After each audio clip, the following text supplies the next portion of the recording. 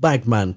Facing financial problems, Patrick McKee is forced to move back to his childhood home, along with wife Karina and toddler son Jake, and go to work for his brother Liam at the family lumberyard. They barely settle in when Patrick starts hearing strange noises outside late at night and begins having nightmares about Jake being kidnapped. Things start getting more intense. Lights begin flickering on and off, a creepy-looking doll turns up, and it seems as if something has wormed its way into the house.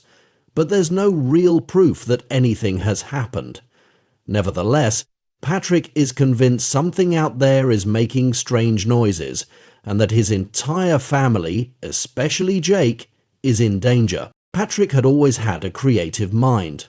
He enjoyed carving toys out of wood, and even as a grown-up he had passion projects that he desperately hoped would take off. But unfortunately the projects resulted in pending loan payments and unpaid bills.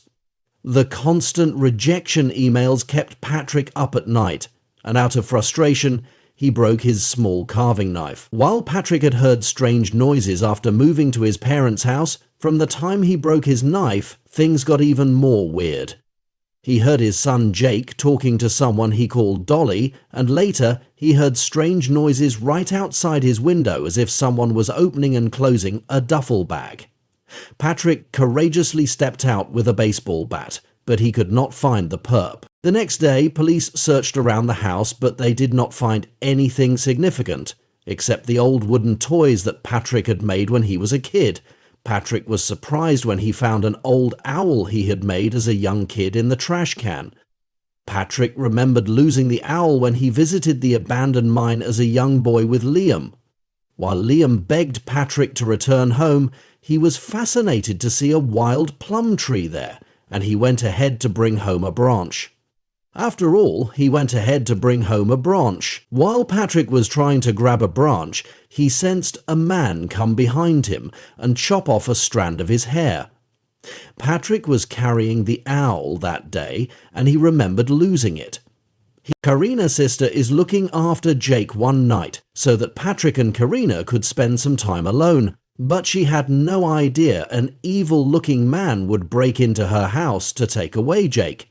Thankfully, the doorman, Angelo, intervened, and Anna and Jake were rescued. After having a word with the policeman working on the case, Patrick found out that the injury on Anna's face was similar to the one the police had investigated 4 years ago.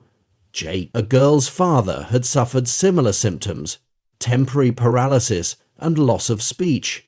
In the very first scene of the film, we witness the evil-looking man take away the girl, and her father was lying on the floor, unable to move. Patrick knew that it was the work of the bagman.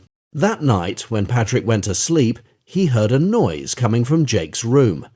He realized that the bagman had already paralyzed Liam and his wife, and he had stuffed Jake into his duffel bag.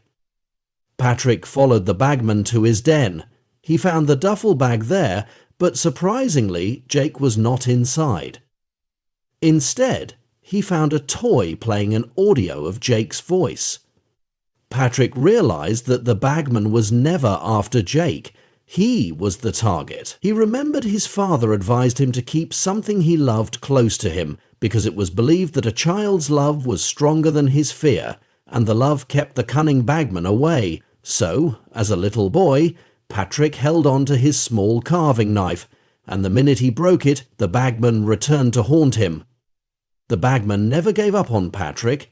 He simply waited for the right moment. At home, when Karina found Jake sleeping in his cart, she realized that the bagman had lured Patrick to his den.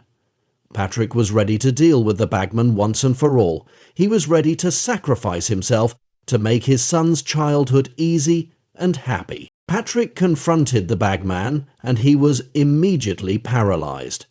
Seeing the bagman right in front of him, the bagman showed him his broken knife to help Patrick understand why he was under attack all of a sudden.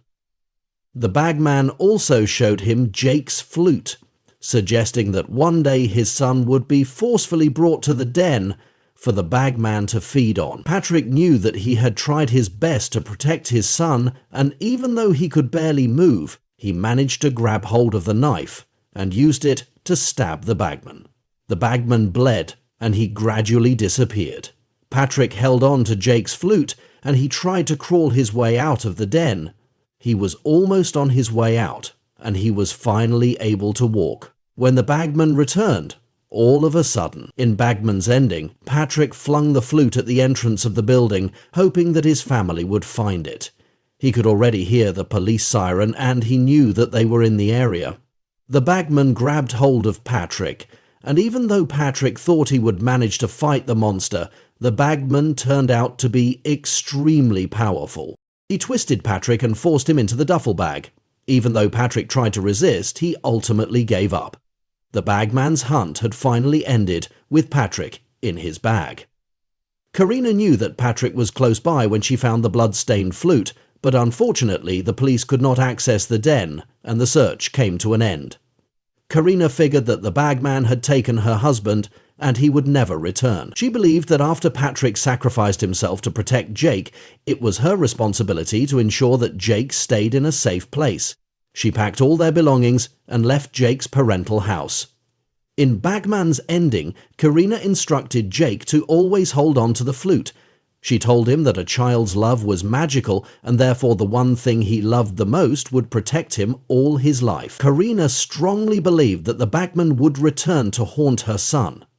Jake had seen the bagman too many times, and he was attacked over and over again. The only way to protect Jake was by ensuring that the flute always stayed by his side. The flute would also remind him of his father and the extreme sacrifice he had made to protect Jake.